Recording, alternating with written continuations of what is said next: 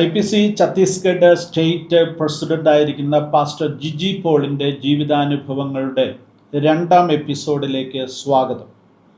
കഴിഞ്ഞ എപ്പിസോഡിൽ തൻ്റെ ജീവിതത്തിലുണ്ടായ രൂപാന്തരം, എങ്ങനെയാണ് താൻ യേശുവിനെ രക്ഷിതാവായി സ്വീകരിച്ചത്, എങ്ങനെയാണ് സുവിശേഷ വേലയ്ക്ക് വേണ്ടി തൻ്റെ ഹൃദയം സമർപ്പിച്ചത്, പാസ്റ്റർ ബദേൽ പി ജേക്കബിൻ്റെയും പാസ്റ്റർ കോശി വൈദ്യൻ്റെയും വചന ശുശ്രൂഷകൾ, ഇടപെടലുകൾ അദ്ദേഹത്തിൻ്റെ ജീവിതത്തെ എങ്ങനെയാണ് സ്വാധീനിച്ചത്, തൻ്റെ സഹോദരി എങ്ങനെയാണ് തൻ്റെ രൂപാന്തരത്തിന് മുഖാന്തരമായത് എന്നുള്ളതായിരുന്നു നമ്മൾ കഴിഞ്ഞ എപ്പിസോഡിൽ സംസാരിച്ചത്. ആ വീഡിയോ കണ്ടിട്ടില്ലാത്തവർ ദയവായി ആ വീഡിയോ കാണുക. നിങ്ങളുടെ ജീവിതത്തിലും ഒരുപക്ഷെ ദൈവത്തിൻ്റെ പരിശുദ്ധാത്മാവിൻ്റെ ശബ്ദം കേൾക്കുവാൻ, ഇടപെടൽ തിരിച്ചറിയുവാൻ അത് നിങ്ങൾക്കൊരു മുഖാന്തരമായി മാറിയേക്കാം. നമുക്ക് ഒരിക്കൽ കൂടെ സ്വാഗതം ചെയ്യാം പാസ്റ്റർ ജിജി പോളിനെ. നമ്മൾ കഴിഞ്ഞ എപ്പിസോഡിൽ സംസാരിച്ചതിൽ നിന്ന് തുടർച്ചയായിട്ട് ചില കാര്യങ്ങൾ കൂടെ പ്രേക്ഷകർക്ക് വേണ്ടി പറഞ്ഞാൽ നന്നായിരിക്കും. അതായത് ജീവിതത്തിൽ വലിയ രൂപാന്തരം ഉണ്ടായി, യേശുവിനെ രക്ഷിതാവായി സ്വീകരിച്ചു, സുവിശേഷം കേട്ടു, ഭവനത്തിൽ പിതാവിൻ്റെ എതിർപ്പുകൾ ഉണ്ടായിരുന്നെങ്കിലും അതിനെയെല്ലാം അതിജീവിക്കുവാനായിട്ട് ദൈവം അവസരം തന്നു. തുടർന്ന് എന്താണ് സംഭവിച്ചത്, എങ്ങനെയാണ് ജീവിതം മുന്നോട്ട് പോയത്, ഒരു ശുശ്രൂഷകനായി മാറുന്നതിലേക്ക് എങ്ങനെ മുന്നോട്ട് വന്നു? ഞാൻ മുൻപ് പറഞ്ഞതുപോലെ തന്നെ ആ ഒരു രൂപാന്തരം ഉണ്ടായതിന് ശേഷം സുവിശേഷ വേലയ്ക്ക് വേണ്ടി ഒരു വലിയ ആഗ്രഹം എൻ്റെ ഉള്ളിലുണ്ടായിരുന്നു. സുവിശേഷം അറിയിക്കണം, പ്രത്യേകിച്ച് യേശുവിനെ അറിയാത്ത ജനത്തോട് അറിയിക്കണം. ഇതായിരുന്നു എൻ്റെ ഉള്ളിലെ ആഗ്രഹം.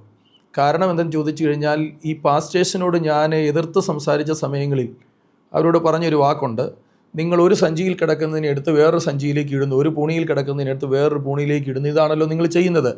അല്ലാതെ എത്രയോ പേര് യേശുവിനെ അറിയാത്തവരായിട്ടുണ്ട്. അവരോട് പോയി സുവിശേഷം പറ, ഞങ്ങളൊക്കെ യേശുവിനെ അറിഞ്ഞവരല്ലേ എന്ന് ഞാൻ അവരോട് ചോദിച്ചിട്ടുണ്ട്. അപ്പോൾ ഞാൻ യേശുവിനെ അറിഞ്ഞു കഴിഞ്ഞപ്പോൾ അതേ ചോദ്യം, ഞാൻ സുവിശേഷം അറിയിക്കണം അല്ലെങ്കിൽ മറ്റുള്ളവരോട് സുവിശേഷം പറയണം എന്നെൻ്റെ ഉള്ളിൽ ആഗ്രഹം വന്നപ്പോൾ അതേ ചോദ്യം എൻ്റെ ഉള്ളിൽ തന്നെ എന്നോട് പറയാൻ തുടങ്ങി. അതുകൊണ്ട് നീ യേശുവിനെ അറിയാത്ത ജനത്തിൻ്റെ അടുക്കൽ പോകണം, അവരോട് സുവിശേഷം പറയണം. ഈ സമയത്ത് എനിക്ക് സുവിശേഷ വേലയ്ക്ക് വേണ്ടിയുള്ള വ്യക്തമായ ഒരു വിളി ഞാൻ അനുഭവിക്കാൻ കാരണം, ഒരു ഉപവാസ പ്രാർത്ഥനയിൽ ഞാൻ പോയിരിക്കുമ്പോൾ, അതായത് പെന്തക്കോസ്ത് വിശ്വാസത്തിലേക്ക് വന്നിട്ടുള്ള ആദ്യ ആ മാസങ്ങളിൽ ഞാനൊരു ഉപവാസ പ്രാർത്ഥന ഇരിക്കുന്ന സമയത്ത് എൻ്റെ തലയിൽ കരം വെച്ചൊരു ദൈവദാസൻ പ്രവചിക്കുകയാണ്. അദ്ദേഹം പ്രവചിക്കുമ്പോൾ ഇങ്ങനെയാണ് പറയുന്നത്: നീ ഈ ഭൂമിയിൽ ജനിച്ചു വീണപ്പോൾ നിനക്ക് ജീവനില്ലായിരുന്നു, നീ ഒരു ചാപ്പിള്ളയായി ജനിച്ചു വീണു, ജനനം കഴിഞ്ഞപ്പോൾ നിൻ്റെ മാതാവിൻ്റെ അടുത്ത് നിന്ന് നിന്നെ എടുത്ത് മാറ്റി. എന്നാൽ നിൻ്റെ മാതാവ് എന്നോട് പ്രാർത്ഥിച്ച പ്രാർത്ഥന കേട്ട് ഞാൻ നിൻ്റെ പ്രാണനെ തിരികെ തന്നു. അങ്ങനെ നീ ജീവനില്ലാത്തവനായി ജനിച്ചെങ്കിലും ഞാൻ നിൻ്റെ പ്രാണനെ തിരികെ തന്നത് നിന്നെ എൻ്റെ വേലയ്ക്ക് വേണ്ടി ഉപയോഗിക്കാനാണ് എന്ന് ഈ ഒരു പ്രവാചകൻ എൻ്റെ തലയിൽ കരം വെച്ച് പ്രവചിക്കുന്നു. ഇത് ഞാൻ കേട്ട് കഴിഞ്ഞപ്പോൾ അതെൻ്റെ ജീവിതത്തിലെ ആദ്യത്തെ അറിവാണ്. ഇങ്ങനൊരു സംഭവം എൻ്റെ ജീവിതത്തിൽ അന്ന് വരെ ഞാൻ കേട്ടിട്ടേ ഇല്ല. അപ്പം ഞാൻ പെട്ടെന്ന് തന്നെ ഈ പ്രാർത്ഥന കഴിഞ്ഞിട്ട് ഞാൻ മടങ്ങി വീട്ടിൽ ചെന്നിട്ട് എൻ്റെ മാതാവിനോട് ഞാൻ ചോദിക്കുന്നു, ഞാൻ ജനിച്ചപ്പോൾ എന്താണ് സംഭവിച്ചതെന്നൊന്ന് എന്നോടൊന്ന് പറയാമോ? അപ്പോൾ എൻ്റെ മാതാവ് ഞെട്ടി. കാരണം അതുവരെ ഞങ്ങളോട് ആരോടും അറിയിക്കാത്തൊരു വിഷയമാണത്. ഞാൻ പറഞ്ഞു, എൻ്റെ മമ്മിയോട് ഞാൻ പറഞ്ഞു, അമ്മേ, ഞാൻ ജനിച്ചു വീണപ്പോൾ ഞാൻ എന്തായിരുന്നു, എങ്ങനെയായിരുന്നു എന്നുള്ളത് എനിക്കിപ്പോൾ അറിയണം എന്ന് പറഞ്ഞപ്പോൾ എൻ്റെ മാതാവ് പറഞ്ഞു, മോനെ, നീ ജനിച്ചപ്പോൾ നിനക്ക് ജീവനില്ലായിരുന്നു. എൻ്റെ അടുക്കൽ നിന്ന് നിന്നെ അന്നത്തെ ഈ ശ്രുതികർമ്മികൾ വരത്തില്ലേ, അവരെടുത്ത് നിന്നെ മാറ്റി. പക്ഷേ ഞാൻ എൻ്റെ കുഞ്ഞിനെ ഒന്ന് കണ്ടോട്ടെ എന്ന് പറഞ്ഞ് ഞാൻ എൻ്റെ കുഞ്ഞിനെ എൻ്റെ കയ്യിലേക്ക് മേടിച്ചിട്ട് എൻ്റെ ഉള്ളിൻ്റെ ഉള്ളിൽ നിന്ന് പ്രാർത്ഥിച്ചോ ഇല്ലയോ എന്നൊന്നും എനിക്കറിയത്തില്ല മോനെ. പക്ഷേ എൻ്റെ ഉള്ളിൻ്റെ ഉള്ളിൽ ഞാൻ ദൈവത്തോട് സംസാരിച്ചു. അങ്ങനെ സംസാരിച്ച് കഴിഞ്ഞപ്പോൾ നിൻ്റെ തൊണ്ടയ്ക്കൊരു അനക്കം പോലെ തോന്നി. അതിനുശേഷം നീ കരയാൻ തുടങ്ങി. അതായത് പിന്നെ ഒരു ജഡമായ അല്ല മരിച്ച കുഞ്ഞിനെ ആയിരുന്നു അമ്മ പ്രസവിച്ചത്. അതെ. ആ കുഞ്ഞിനെ പിന്നെ ആയ എടുത്ത് ആയയുടെ കയ്യിൽ നിന്ന് വാങ്ങി നോക്കുമ്പോഴാണ് ചെറിയ അനക്കം കാണുന്നത്. ആ കയ്യിൽ ഇങ്ങനെ വെച്ചിട്ട് കുഞ്ഞിനെ കണ്ടിട്ട് തിരിച്ചു കൊടുക്കാനാണ് മേടിച്ചത്. അതായത് മാറ്റി കിടത്തിയ കുഞ്ഞാണ്. മാറ്റി കിടത്തിയ കുഞ്ഞിനെ തിരിച്ച് മേടിച്ച് കൈ വെച്ചോണ്ട് എൻ്റെ കുഞ്ഞിനെ ഒന്ന് കാണട്ടെ എന്ന് പറഞ്ഞ് കൈ വെച്ചത് സമയത്ത് എൻ്റെ അമ്മയുടെ ഉള്ളിൽ നിന്നൊരു പ്രാർത്ഥന ഉയർന്നോ, അല്ലെ എൻ്റെ കുഞ്ഞിനെ എനിക്ക് തിരിച്ചു തരണേ എന്ന് വല്ലതും പറഞ്ഞോ, അതൊന്നും നമുക്കറിയില്ല. പക്ഷെങ്കിൽ ആ പ്രവാചകൻ പറഞ്ഞത്, നിൻ്റെ മാതാവ് എന്നോട് പ്രാർത്ഥിച്ച പ്രാർത്ഥനയുടെ ഫലമായിട്ട് ഞാൻ നിനക്ക് പ്രാണൻ തിരിച്ചു തന്നു, കാരണം നിന്നെ എൻ്റെ വേലയ്ക്ക് വേണ്ടി എനിക്ക് ഉപയോഗിക്കണം, അതിന് വേണ്ടി തിരിച്ചു തന്നു. ഇങ്ങനെ പറഞ്ഞ് തിരിച്ച് മാതാവിൻ്റെ അടുക്കൽ വന്ന് മാതാവ് ഈ സംഭവം എന്നോട് പറഞ്ഞ് ക്ലിയർ ചെയ്ത് കഴിഞ്ഞപ്പോഴാണ് അപ്പോൾ യഥാർത്ഥത്തിൽ എൻ്റെ പ്രാണനെ ദൈവം തിരിച്ചയച്ചത് അവൻ്റെ വേലയ്ക്ക് വേണ്ടിയാണല്ലോ എന്നുള്ളത് മനസ്സിലാക്കിയിട്ട് ഞാൻ അന്ന് ഫുൾ ടൈമിൽ കർത്താവിൻ്റെ വേലയ്ക്ക് വേണ്ടി ഞാൻ എന്നെ സമർപ്പിക്കുന്നു. അങ്ങനെയാണ് ഫുൾ ടൈം വേലയ്ക്ക് വേണ്ടി ഞാൻ സമർപ്പിക്കാൻ കാരണം. അതിനുശേഷമാണ് പായിപ്പാട് ന്യൂ ഇന്ത്യ ബൈബിൾ കോളേജുകാർ തന്നെ എൻ്റെ രൂപാന്തരത്തെക്കുറിച്ച് അറിഞ്ഞു കഴിഞ്ഞപ്പോൾ, ഇല്ല ഇവിടെ വരണം, ഇവിടെ തന്നെ ബൈബിൾ കോളേജിൽ പഠിക്കണം, കാരണം ഞങ്ങൾ അതിനെനിക്ക് വേണ്ടി പ്രാർത്ഥിച്ചത്. പെങ്ങൾ അവിടെ പഠിക്കുകയാണ്. അങ്ങനെ എന്നെ പായിപ്പാട് ന്യൂ ഇന്ത്യ ബൈബിൾ കോളേജിലേക്ക് അവരെന്നെ ക്ഷണിക്കുന്നു. ഞാൻ അവിടെ പഠിക്കാൻ വേണ്ടി ചെല്ലുന്നു. അപ്പം ഞാൻ 10ാം ക്ലാസ് വരെ പഠിച്ചിട്ടുള്ളൂ. ഹൈ എഡ്യൂക്കേഷൻ ഒന്നും എനിക്കില്ല. അപ്പം ഞാൻ അവിടെ ഇൻ്റർവ്യൂവിന് ചെന്ന് കഴിഞ്ഞപ്പോൾ അന്ന് ഞാൻ വളരെ സ്കെൽറ്റായിട്ടുള്ളൊരു ഒരു കുട്ടിയാണ്. ശരീരപ്രകൃതി പറയാൻ ഒന്നുമില്ല, പഠിത്തം പറയാനായിട്ടൊന്നും ഇല്ല. അപ്പം ഞാൻ അവിടെ ചെന്ന് കഴിഞ്ഞപ്പോൾ തോമസ് ഫിലിപ്പ് സാറാണ് അന്ന് അവിടുത്തെ പ്രിൻസിപ്പളായിട്ട് വർക്ക് ചെയ്യുന്നത്. തോമസ് ഫിലിപ്പ് സാറ്, അതുപോലെ തന്നെ KP മാത്യു സാറ്, ഇന്ന് ഛത്തീസ്ഗഡിൻ്റെ ഒരു പാർട്ടിൻ്റെ പ്രസിഡൻ്റായിട്ടിരിക്കുന്ന KP മാത്യു സാറ്, ഒരു ജെയ്സൺ സാറ്, ഇങ്ങനെ ഇവരെല്ലാവരും അവിടെ ഉണ്ട്. എന്നെ ഒരു ഇൻ്റർവ്യൂ ഇവർ നടത്തി. എന്നെ നടത്തുന്ന ഇൻ്റർവ്യൂവിൽ അന്ന് KP മാത്യു സാറൊക്കെ അന്ന് ഇൻ്റർവ്യൂ ബോർഡിലുണ്ടോ എന്ന് എനിക്ക് ഓർമ്മയില്ല. പക്ഷേ അന്നൊരു ഇൻ്റർവ്യൂ ബോർഡ് അവിടെ ഇരുന്നു. ആ ഇൻ്റർവ്യൂ ബോർഡ് എന്നോട് പറയുന്നത്, ഞാൻ അവിടെ ചെന്ന് എൻ്റെ ഫോം എല്ലാം ഫില്ലപ്പ് ചെയ്ത് കൊടുത്തു കഴിഞ്ഞപ്പോൾ എന്നോട് പറഞ്ഞ ഒരു വാക്ക്, നിനക്ക് വിദ്യാഭ്യാസമില്ല, നിനക്ക് ശരീരമില്ല, നിനക്ക് യാതൊരു വിധമായ അറിവുകളും വേദവസ്തുത്തെക്കുറിച്ചില്ല, പിന്നെ നീ എങ്ങനെ വേല ചെയ്യും എന്ന് പറഞ്ഞ് എന്നെ വിളിച്ചു വരുത്തിയിട്ട് ഇൻ്റർവ്യൂ ബോർഡിൽ എന്നെ അവമാനിക്കുന്നത് പോലെയുള്ള ഒരു സംസാരം. അപ്പോൾ അതെന്നെ അങ്ങ് ഒത്തിരി ഹട്ട് ചെയ്തിട്ട് ഞാൻ അവരോട് പറഞ്ഞു, വേദപുസ്തകത്തിലൊരു വാക്യമുണ്ട്, ഞാൻ അറിഞ്ഞ വേദപുസ്തക വാക്യങ്ങൾ അനുസരിച്ച് നിങ്ങളോട് പറയാം. വേദപുസ്തകത്തോട് ചേർന്നൊരു വള്ളിയോ പുള്ളിയോ മാറ്റാനോ കൂട്ടാനോ ഒന്നും ആർക്കും അനുവാദമില്ല എന്ന് വേദപുസ്തകം പറയുന്നു. പക്ഷേങ്കിൽ നിങ്ങൾ എന്നെ ഇവിടെ വിളിച്ച് ഇത്രയും പറഞ്ഞ സ്ഥിതിക്ക് ഞാൻ നിങ്ങൾക്ക് വേണ്ടി ഒരു വാക്യത്തിലൊരു വ്യത്യാസം വരുത്തി നിങ്ങളോട് സംസാരിക്കാൻ ആഗ്രഹിക്കുന്നു. ദൈവം എന്നോട് ക്ഷമിക്കട്ടെ എന്ന് പറഞ്ഞിട്ട് ഞാൻ അവരോട് പറഞ്ഞു, പഠനത്താലല്ല, ആളിൻ്റെ വലുപ്പത്താലല്ല, എൻ്റെ ആത്മാവിനാൽ അത്രേ, സൈന്യത്താലല്ല, ശക്തിയാലല്ല, എൻ്റെ ആത്മാവിനാൽ അത്രേ എന്ന് വേദപുസ്തകം പറയുന്നു. അപ്പോൾ അത് ഞാനൊന്ന് മാറ്റി പറയുക, പഠനത്താലുമല്ല, ആളിൻ്റെ വലുപ്പത്താലുമല്ല, എൻ്റെ ആത്മാവിനാൽ അത്രേ. ദൈവം എന്നെ വേലയ്ക്ക് വേണ്ടി കണ്ടിട്ടുണ്ടെങ്കിൽ അവൻ എന്നെ ഉപയോഗിച്ചോളും. അതുകൊണ്ട് ഞാൻ പോവുക, എനിക്കിനി നിങ്ങളുടെ അഡ്മിഷൻ ഇവിടെ വേണ്ട എന്ന് പറഞ്ഞ് ഞാൻ ഇൻ്റർവ്യൂ ബോർഡിൽ നിന്ന് ഇറങ്ങിപ്പോയി. ഇത്രയൊക്കെ പറയാനുള്ളൊരു ആർജവം അന്ന് ഉണ്ടായിരുന്നു. അന്നത്തെ ആർജവം എന്ന് പറഞ്ഞാൽ ഈ പാർട്ടി പ്രവർത്തിച്ചുകൊണ്ടിരുന്നത് കൊണ്ടുള്ളതായിരിക്കുന്ന ഒരു ആർജവം അന്നുണ്ട്. അപ്പം അന്നും ഇതുപോലെ തന്നെ ഞാൻ സംസാരിക്കുന്ന ഒരു പ്രാകൃതം എനിക്കുണ്ട്, ആ ഒരു സ്വഭാവം എനിക്കുണ്ട്. അപ്പോൾ ഞാൻ അവിടെ നിന്ന് ഇറങ്ങിപ്പോയി.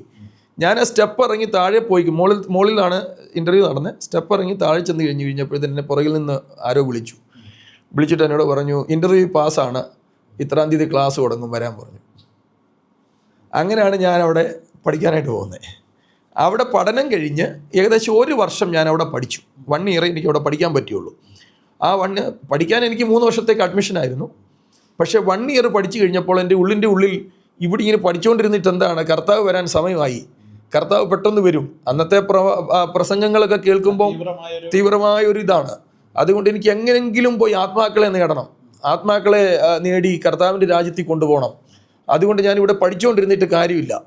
അതുകൊണ്ട് എനിക്ക് ഇറങ്ങി കർത്താവിൻ്റെ വേല ചെയ്യണം എന്നുള്ളൊരു താല്പര്യം വന്ന് 1 ഇയർ കഴിഞ്ഞപ്പോൾ ഞാൻ അവിടെ നിന്ന് ഗ്രാജുവേഷൻ മേടിച്ചു. എന്നിട്ട് ഞാൻ പറഞ്ഞു, ഞാൻ കർത്താവിൻ്റെ വേല ചെയ്യാൻ ആഗ്രഹിക്കുന്നു, ഞാനിവിടെ പഠിക്കാൻ ആഗ്രഹിക്കുന്നില്ല എന്ന് പറഞ്ഞിട്ട് ഞാൻ ഗ്രാജുവേഷൻ മേടിച്ചു.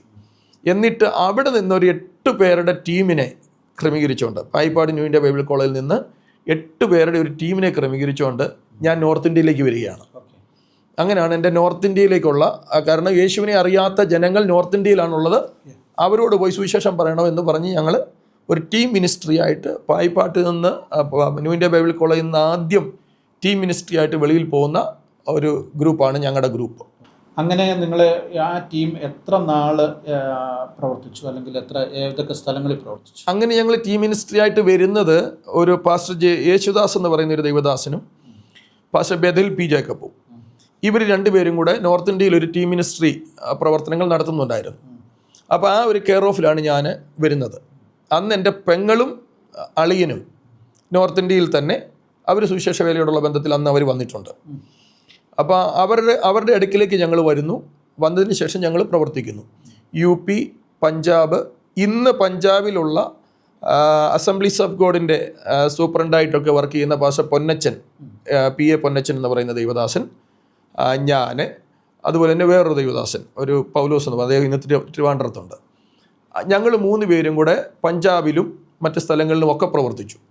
അങ്ങനെ ഏകദേശം ഒരു വർഷം 1.5 വർഷത്തോടടുത്ത് ഞങ്ങളിങ്ങനെ പഞ്ചാബ് UP സ്ഥലങ്ങളിലൊക്കെ ടീം മിനിസ്ട്രിയോടുള്ള ബന്ധത്തിലൊക്കെ നടന്നതിന് ശേഷമാണ് ആ പ്രവർത്തനങ്ങളൊക്കെ അങ്ങ് ക്ലോസായി. ആ ടീം മിനിസ്ട്രി അങ്ങ് ക്ലോസായി കഴിഞ്ഞപ്പോഴാണ് 91 ഞാൻ KT തോമാച്ചാനുമായിട്ട് ബന്ധപ്പെടുന്നതും KT തോമാച്ചാൻ്റെ അടുക്കിലേക്ക് പോകുന്നതും. അതിനുശേഷം എന്നെ ഈ ബസ്തറിലേക്ക് ഞാൻ KT തോമാച്ചാൻ്റെ അവിടെ എത്ര കാലം ഉണ്ടായിരുന്നു? ഏകദേശം 1 വർഷം ഡൽഹിയിൽ. അവിടുന്നാണ് ബസ്തറിലേക്ക് വരുന്നത്. ഈ ബസ്തറിൽ വന്ന ആദ്യഘട്ടത്തിൽ ലോക്കൽ സഭയിൽ ശുശ്രൂഷകനായി ചുമതലയേൽക്കുന്ന ആദ്യത്തെ സഭാ ശുശ്രൂഷ, അതെ, എങ്ങനെയായിരുന്നു ആ എക്സ്പീരിയൻസ്? ഞാൻ ആദ്യത്തെ ശുശ്രൂഷ ആയതുകൊണ്ടും സഭാപരമായ ശുശ്രൂഷകളൊന്നും എനിക്ക് അറിയാത്തത് കൊണ്ടും കൂടുതൽ ഞാൻ മറ്റ് സഭകളിലെ ശുശ്രൂഷകളൊന്നും കണ്ടുപരിചയമില്ലാത്തത് കൊണ്ടും എന്നെ ദൈവം ഏൽപ്പിച്ചത് ഞാൻ ചെയ്തു. എന്നാൽ വളരെ സന്തോഷത്തോടെ വളരെ ആത്മാർത്ഥമായി പ്രവർത്തിപ്പാൻ കർത്താവ് സഹായിച്ചു. പിന്നെ അവിടെ പ്രായമുള്ള കുറേ പിതാക്കന്മാർ, അന്നുണ്ടായിരുന്ന 7 പേരിൽ 2 പേര് നല്ല പ്രായമുള്ള പിതാക്കന്മാരായിരുന്നു. അവരെനിക്ക് ആവശ്യമാകുന്ന ഉപദേശങ്ങൾ തരികയും, ഉപദേശങ്ങൾ ഒരു ശുശ്രൂഷകനേക്കാൾ ഉപരിയായി ഗൈഡൻസ്, ശുശ്രൂഷയോടുള്ള ബന്ധത്തിൽ ഞാൻ പലപ്പോഴും ശുശ്രൂഷിച്ചതിന് ശേഷം, കാരണം അവർ പല ദൈവദാസന്മാരുടെ ശുശ്രൂഷകൾ അനുഭവിച്ചതുകൊണ്ടും അനുഭവമുള്ളവർ ആയതുകൊണ്ട് ഞാൻ അവരോട് തന്നെ എൻ്റെ ശുശ്രൂഷ എങ്ങനെ ഉണ്ടായിരുന്നു, ഇന്നത്തെ വചന ശുശ്രൂഷ എങ്ങനെ ഉണ്ടായിരുന്നു എന്നൊക്കെ ചോദിക്കുകയും അവരെനിക്ക് ആവശ്യമായ ഗൈഡൻസ് ഒക്കെ തരികയും ചെയ്തിട്ടുണ്ട്. ഈ ശുശ്രൂഷ കാലഘട്ടത്തിൽ അവിടെ 6 വർഷം ഇരുന്നു എന്നാണല്ലോ പറഞ്ഞത്. അതെ. അവിടെ പ്രത്യേകമായ അത്ഭുതങ്ങളോ അടയാളങ്ങളോ ദൈവപ്രവൃത്തികളോ എന്തെങ്കിലും നടന്നതായിട്ട് അങ്ങനെ? അതെ, അവിടെ ഞാൻ താമസിക്കുന്ന സമയത്ത്, ശുശ്രൂഷിച്ചുകൊണ്ടിരിക്കുന്ന സമയത്ത് ഒരു നൈറ്റിൽ ഞാനൊരു ദർശനം കാണുന്നു. എവിടെ ഒരു സ്ഥലത്തൊരു സഹോദരി രോഗിയായിട്ട് കിടക്കുന്നു. ഞാൻ അവിടെ ചെല്ലുന്നു, അവർക്ക് വേണ്ടി പ്രാർത്ഥിക്കുന്നു. അതിനുശേഷം അവർ എഴുന്നേൽക്കുന്നു, ആരാധനയ്ക്ക് വരുന്നു. അതാ എഴുന്നേൽക്കുന്നതും ഇരിക്കുന്നതും ഒക്കെ ഞാനിങ്ങനെ ദർശനത്തിൽ കാണുന്നു, ഓരോ സ്റ്റെപ്പുകൾ. ആ സഹോദരി എനിക്കറിയത്തില്ല, ഒരു മകളാണ്, ഒരു കുഞ്ഞാണ്. അപ്പം അതിനുശേഷം ഞാൻ ഈ ദർശനം കണ്ടു. പിറ്റേ ദിവസം എൻ്റെ വൈഫിൻ്റെ അനിയത്തി, ആ ചർച്ചിൽ തന്നെയുള്ളവരാണ് അവരെന്ന്. ഞാൻ ആ സഭയിൽ ഇരിക്കുന്ന സമയത്താണ് എൻ്റെ വിവാഹം നടക്കുന്നത്. ആ സഭയിൽ തന്നെയുള്ളൊരു സഹോദരിയാണ് ഞാൻ വിവാഹം കഴിക്കുന്നത്. അന്ന് എൻ്റെ ഭാര്യ എന്ന് പറയുന്ന സഹോദരി ഹൈദരാബാദിൽ ടീച്ചറായിട്ട് വർക്ക് ചെയ്തുകൊണ്ടിരിക്കുകയായിരുന്നു. അവൾ ടീച്ചറായിട്ട് അവിടെ വർക്ക് ചെയ്യുന്ന സമയത്ത് ഞങ്ങളിവിടെ വിവാഹം ആലോചിക്കുന്നു. അതിനുശേഷം ഹൈദരാബാദിൽ നിന്ന് തിരിച്ചു വരുത്തിയിട്ടാണ് ഞങ്ങളുടെ വിവാഹം നടക്കുന്നത്. അത് ഞങ്ങളുടെ ചർച്ചിലെ വിശ്വാസികൾ തന്നെയാണ് ആലോചിച്ച് കാര്യങ്ങൾ നടത്തി. അതിനുശേഷം ആ സഭയിൽ തന്നെ ഞാൻ പിന്നെ തുടർന്നും ശുശ്രൂഷിക്കുകയാണ്. കോട്ടയം കാനം. പക്ഷെ അന്ന് അവരിവിടെ ഉണ്ട്, ഈ ചർച്ചിലുണ്ട്. വൈഫിൻ്റെ പേര് ലീന. അപ്പോൾ അന്ന് എൻ്റെ വൈഫിൻ്റെ അനുജത്തി അവിടെ കൂടെ പഠിക്കുന്ന ഒരു പെൺകുട്ടി സുഖമില്ലാതെ കിടക്കുന്നതിനെക്കുറിച്ച് എന്നോട് പറഞ്ഞു. അപ്പോൾ ആ വീട്ടിൽ ചെന്നൊന്ന് പ്രാർത്ഥിക്കണമെന്ന് പറഞ്ഞു. അതിൻ്റെ ഒരു ദിവസം മുമ്പാണ് ഞാൻ ഈ ദർശനം കാണുന്നത്.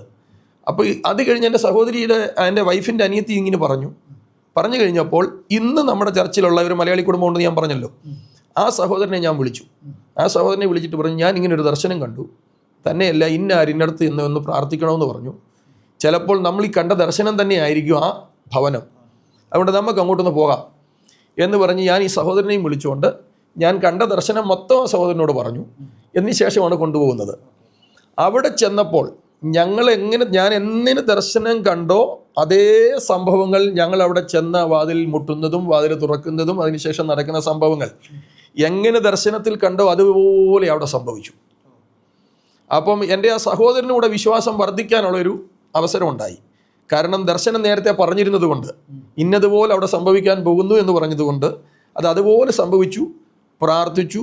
ആ കുഞ്ഞ് എഴുന്നേറ്റു. അവൾ എഴുന്നേറ്റതിന് ശേഷം എങ്ങനെയൊക്കെ ഇരിക്കുന്നതായിട്ടൊക്കെ ദർശനം കണ്ടോ അതേപോലൊക്കെ തന്നെ ഇരുന്നു. അതിനുശേഷം ഞങ്ങൾ പ്രാർത്ഥിച്ചിട്ട് തിരിച്ചു പോകുന്നു. സത്യത്തിൽ അതൊരു ശുശ്രൂഷ രംഗത്തുള്ള ഒരു വലിയ കൺഫർമേഷൻ ആയിരുന്നു. അങ്ങനെ പല അനുഭവങ്ങൾ ശുശ്രൂഷയോടുള്ള ബന്ധത്തിൽ കർത്താവ് തന്നിട്ടുണ്ട്. ഈ അവിടുത്തെ 6 വർഷത്തെ പ്രവർത്തനത്തിന് ശേഷം പിന്നീട് എങ്ങോട്ട് പോയത്? ഞാൻ അവിടെ ഇരിക്കുമ്പോഴാണല്ലോ ഹിന്ദി വർക്ക് ആരംഭിക്കുന്നത്. കർത്താവ് ഹിന്ദി വർക്ക് തുടങ്ങണം എന്നോട് പറഞ്ഞ ഒരു വലിയൊരു ദർശനം ഉള്ളത് കൊണ്ട് ഞാൻ അവിടെ നിന്ന് പക്ഷെങ്കിൽ ഇറങ്ങുന്നത് യഥാർത്ഥത്തിൽ എൻ്റെ മാതാവിന് സുഖമില്ലാതെ സീരിയസ് ആയിട്ട് എൻ്റെ മാതാവ് കിടക്കുന്ന ഒരു അവസരം ഉണ്ടായി. 96 ഈ സംഭവം. 96 ഈ സംഭവം ഉണ്ടായി കഴിഞ്ഞപ്പോൾ ഞാൻ ഇവിടുന്ന് സത്യത്തിൽ ശുശ്രൂഷ നിർത്തി. ആ ചർച്ചിൽ നിന്ന് ശുശ്രൂഷ നിർത്തി പെട്ടെന്ന് വേറൊരാളെ ആ സഭയെ ഏൽപ്പിച്ചിട്ട്, അത് നേതൃത്വത്തോട് പോലും പറയാതെ, പാസ്റ്റർ ബിനോയ് ജോസഫ് എന്ന് പറയുന്ന ആളിനെ ആ സഭയെ ഏൽപ്പിച്ചിട്ട് ഞാൻ നാട്ടിലേക്ക് പോവുകയായിരുന്നു. നാട്ടിൽ ചെന്ന് പക്ഷേ 6 മാസം ഞാൻ നാട്ടിൽ നിന്നു എൻ്റെ മാതാവിൻ്റെ ട്രീറ്റ്മെൻറ്റിനുള്ള ബന്ധത്തിൽ. പക്ഷേ എൻ്റെ മാതാവിന് ദൈവം അത്ഭുതകരമായ സൗഖ്യം, മരണത്തോടടുത്ത് കിടന്ന എൻ്റെ മാതാവിൻ്റെ ശരീരം മുഴുവൻ വ്രണം പോലായി, എന്തോ വിഷം ശരീരത്തിൽ ബാധിച്ചിട്ട് ശരിയായിട്ട് വസ്ത്രം പോലും ധരിക്കാൻ പറ്റാത്ത ഒരവസ്ഥയിലേക്ക് എൻ്റെ മാതാവ് പോയി, മരണത്തോടടുത്തു. എന്നാൽ ഒരു ദൈവദാസൻ എൻ്റെ ഭവനത്തിൽ വന്ന്, അദ്ദേഹം പറയുന്നത് അദ്ദേഹം റോഡിൽ കൂടെ പോവുകയായിരുന്നു. അപ്പോൾ ദൈവാത്മാവ് അദ്ദേഹത്തോട് പറഞ്ഞു, ഈ ഭവനത്തിലോട്ട് കയറാൻ പറഞ്ഞു. അങ്ങനെ ആ ദൈവദാസൻ നമ്മുടെ ഭവനത്തിൽ വന്നു. അദ്ദേഹം നമ്മുടെ ഭവനത്തിൽ വന്ന്, അന്നത്തെ ഞങ്ങളുടെ വീടെന്ന് പറഞ്ഞാൽ ഈ എഴിയടിച്ച ഫ്രണ്ട് ഭിത്തി മൊത്തം എഴി ഇങ്ങനെ അടിച്ച വീടാണ്.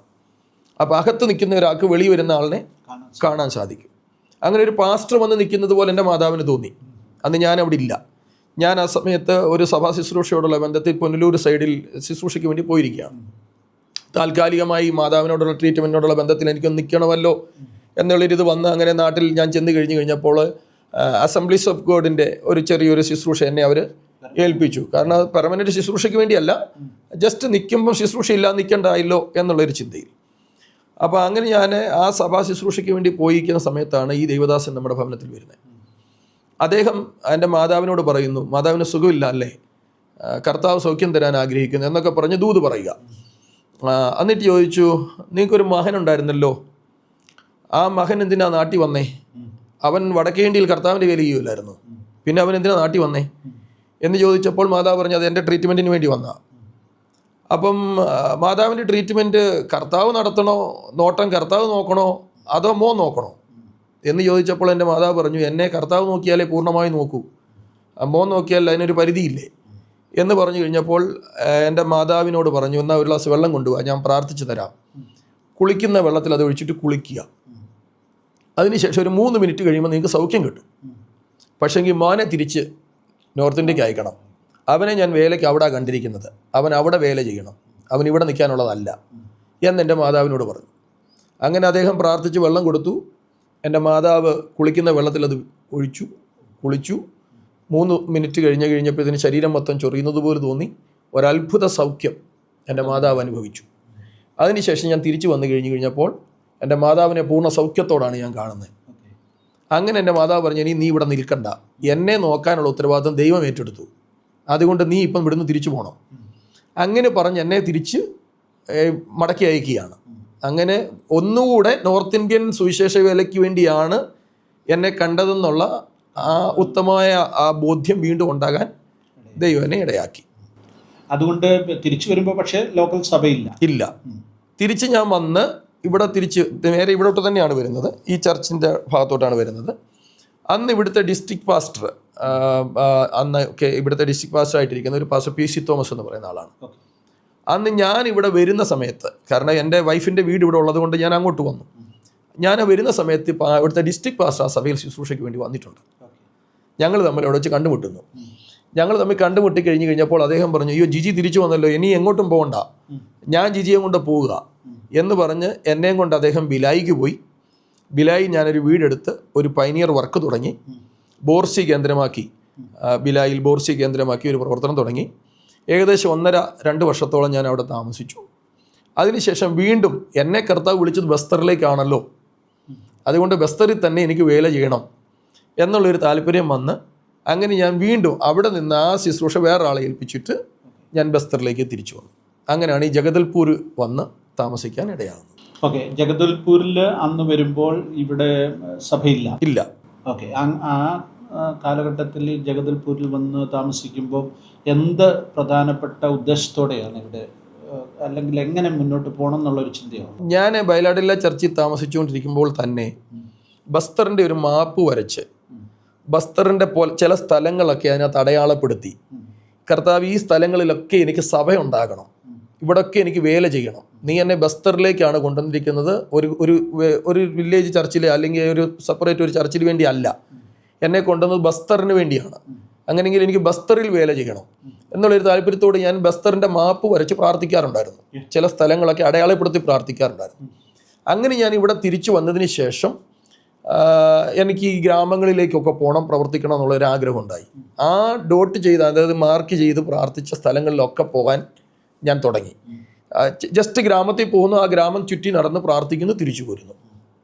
എന്നാൽ അതിനു മുമ്പ് ഈ ബിലായിൽ താമസിക്കുന്ന സമയത്ത് ഒരു 21 days ഞങ്ങൾ ഉപവസിച്ച് പ്രാർത്ഥിച്ചു.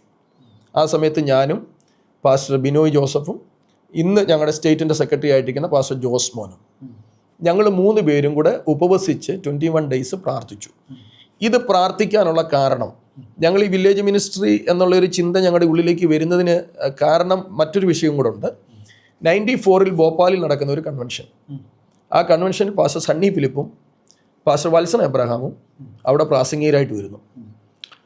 സണ്ണി ഫിലിപ്പും നല്ല ആത്മാർത്ഥമായിട്ട് ശുശ്രൂഷിച്ചു. ന്യൂയോർക്കിലുള്ള പാസ്റ്റർ സണ്ണി ഫിലിപ്പ്.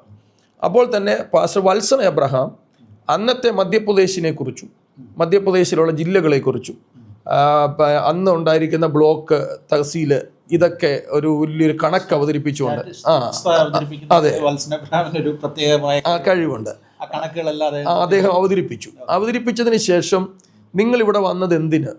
ഈ ഗ്രാമക്കാരോട് സുവിശേഷം പറയാനല്ലേ? ഇവരെ നേടണ്ടേ? ഇവരുടെ അടുക്കിലേക്ക് ആര് പോകും? ഞാൻ ആരെ അയക്കേണ്ടു?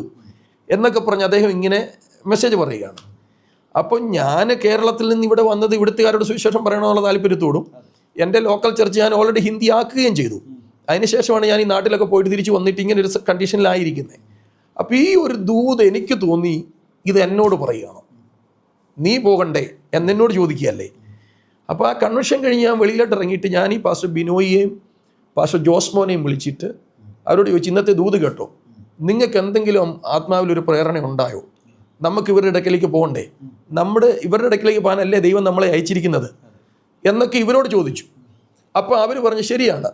അപ്പം ഞാൻ പറയുന്നത് നമുക്ക് ഒരുമിച്ചിരുന്ന് പ്രാർത്ഥിക്കാം, ദൈവം നമ്മളെ അയക്കട്ടെ എന്ന് പറഞ്ഞാണ് ഞങ്ങൾ 21 days ഫാസ്റ്റ് ഇരുന്ന് പ്രാർത്ഥിക്കുന്നത്. അതിൻ്റെ 14ാമത്തെ ദിവസം ദൈവം ശക്തമായി ഞങ്ങൾക്ക് ദൂത് തരുന്നു, നിങ്ങൾ വില്ലേജിലേക്ക് പോകുക, ഞാൻ നിങ്ങളെ അഭിഷേകം ചെയ്തിരിക്കുന്നു, നിങ്ങളെ ഞാൻ ഉപയോഗിക്കും എന്ന് പറയുന്നു. അങ്ങനെ ആഗ്രഹിച്ചു കഴിഞ്ഞപ്പോൾ ഞാൻ നമ്മുടെ സഹോദരങ്ങളോട് പറഞ്ഞു, ബസ്തറിലേക്ക് ഞാൻ പോവുകയാണ്, ബസ്തർ കേന്ദ്രമാക്കി നമുക്ക് വില്ലേജിൽ പ്രവർത്തിക്കാം, ദുർഗ് കേന്ദ്രമാക്കി പാസ്റ്റർ ജോസ്മോൻ പ്രവർത്തിക്കട്ടെ. ഇങ്ങനെ പറഞ്ഞുകൊണ്ട് ഞങ്ങൾ മൊത്തം ഛത്തീസ്ഗഡ് എന്ന് പറയുന്ന, അന്ന് ഛത്തീസ്ഗഡ് രൂപീകരിച്ചിട്ടില്ല, സ്റ്റേറ്റ് ആയിട്ടില്ല, എന്നാൽ ഛത്തീസ്ഗഡ് ഒരു ബെൽറ്റായിട്ട് അറിയപ്പെടും. അന്ന് ഛത്തീസ്ഗഡ് മൊത്തത്തിൽ അന്ന് ഒരു വില്ലേജ് മിനിസ്ട്രി വേണമെന്നൊക്കെ ആഗ്രഹിച്ചുകൊണ്ട് ഞങ്ങളൊരു ടീം രൂപീകരിച്ചു, ഗത്സമന ഗോസ്പൽ മിനിസ്ട്രി എന്ന് പറഞ്ഞു. അത് ഞങ്ങൾ IPC സ്റ്റേറ്റ് കമ്മിറ്റിക്ക് ഞങ്ങൾ ഒരു ആപ്ലിക്കേഷൻ കൊടുത്തു, വില്ലേജ് മിനിസ്ട്രിക്ക് വേണ്ടി ഞങ്ങളെ നിങ്ങൾ അനുവദിക്കണം, ഞങ്ങളിങ്ങനെ ടീമിൻ്റെ പേരിൽ ഈ മിനിസ്ട്രി നടത്തിക്കൊണ്ട് ഉണ്ടാകുന്ന സഭകളൊക്കെ IPCക്ക് ഞങ്ങൾ വിട്ടുതരും, IPCയുടെ സഭകളായിട്ടത് പ്രവർത്തിക്കും എന്നൊക്കെ പറഞ്ഞ് ഞങ്ങളൊരു ആപ്ലിക്കേഷൻ കൊടുത്തു. പക്ഷേ ആപ്ലിക്കേഷനൊക്കെ പിന്നീട് വലിയ പ്രശ്നങ്ങളായിട്ട് മാറി, IPCക്ക് എതിരായിട്ട് വേറൊരു സംഘടന ഉണ്ടാകുന്നു എന്നൊക്കെ പറഞ്ഞു. പിന്നീട് എന്നെ IPCയിൽ നിന്ന് ഒരു രാത്രിയിലത്തേക്ക് പുറത്താക്കി, IPCയിൽ നിന്ന് മുടക്കി, ഒരു രാത്രി 3 മണിയായപ്പോൾ മുടക്കി, ഒരു 4:30 ആയപ്പോൾ മുടക്ക് കത്ത് തിരിച്ചെടുത്തു, എന്നെ അംഗീകരിച്ചുകൊണ്ട് കത്ത് തന്നു. ഈ സംഭവങ്ങളൊക്കെ ഉണ്ടായി. എന്നാൽ അതെല്ലാം കഴിഞ്ഞതിന് ശേഷം ഞങ്ങളുടെ ഈ മിനിസ്ട്രി വളർന്നു, പല വില്ലേജുകളിൽ മിനിസ്ട്രി തുടങ്ങി. എന്നാൽ IPC പിന്നെ ഞങ്ങളെ ഫുള്ളായിട്ട് നമ്മുടെ പ്രവർത്തനത്തെ അംഗീകരിച്ച് കഴിഞ്ഞപ്പോൾ ഞങ്ങൾ ആ ടീം മിനിസ്ട്രി അങ്ങ് മാറ്റിയിട്ട് IPCയുടെ തന്നെ പ്രവർത്തനമായിട്ട് മുമ്പോട്ട് പോകത്തക്കവണ്ണം കാര്യങ്ങൾ ഞങ്ങൾ ക്രമീകരിച്ച് ഞങ്ങൾ പ്രവർത്തനങ്ങൾ കൊണ്ടുപോയി. അങ്ങനെയാണ് ഞാൻ ജഗദൽപൂരിൽ വന്നിട്ട് ജഗദൽപൂരിൽ ഒരു ചെറിയ ട്രെയിനിങ് സെൻറ്റർ ഞങ്ങൾ ആരംഭിച്ച് ഇവിടുത്തുകാരെ ട്രെയിൻ ചെയ്ത് ഗ്രാമങ്ങളിലേക്ക് അയച്ച് പ്രവർത്തിക്കണമെന്ന് ആഗ്രഹിച്ച് ഞങ്ങൾ പ്രവർത്തനം തുടങ്ങി. പാസ്റ്റർ ജിജി പോൾ തൻ്റെ ജീവിതത്തിൽ കർത്താവിൻ്റെ വേലയ്ക്ക് വേണ്ടി സമർപ്പിച്ച് ഇറങ്ങിയതിനെക്കുറിച്ചും ഉത്തരേന്ത്യയിലെ പ്രവർത്തനങ്ങളിൽ പ്രത്യേകിച്ച് ഛത്തീസ്ഗഡിൽ അദ്ദേഹം വന്നതിനെക്കുറിച്ചുമൊക്കെയാണ് നമ്മളോട് പറഞ്ഞത്. ഇവിടെ ജഗദൽപൂരിൽ അദ്ദേഹം ഒരു ചെറിയ മിഷണറി ട്രെയിനിങ് സെൻറ്റർ ആരംഭിക്കുന്നത് വരെയുള്ള സ്റ്റോറിയാണ് നമ്മൾ ഈ എപ്പിസോഡിൽ കേട്ടത്. അദ്ദേഹത്തിൻ്റെ പ്രവർത്തന മേഖല എന്ന് പറയുന്നത് ഛത്തീസ്ഗഡിലെ ഈ ജഗദൽപൂർ അല്ലെങ്കിൽ ബസ്തർ മേഖല എന്ന് പറയുന്നത് ഞാൻ മുൻപൊരു ആദ്യത്തെ എപ്പിസോഡിൽ പറഞ്ഞതുപോലെ ഇതൊരു നക്സൽ മേഖലയാണ്. നക്സലുകൾ ശക്തമായി പ്രവർത്തിക്കുന്ന, നക്സൽ സ്വാധീനമുള്ള ഒരു മേഖല. ഇവിടുത്തെ ഗ്രാമങ്ങൾ എന്ന് പറയുന്നത് വനത്തോട് ചേർന്നുള്ള എല്ലാ ഗ്രാമങ്ങളും തന്നെ നക്സലുകളുടെ സാന്നിധ്യമുള്ള മേഖലയാണ്.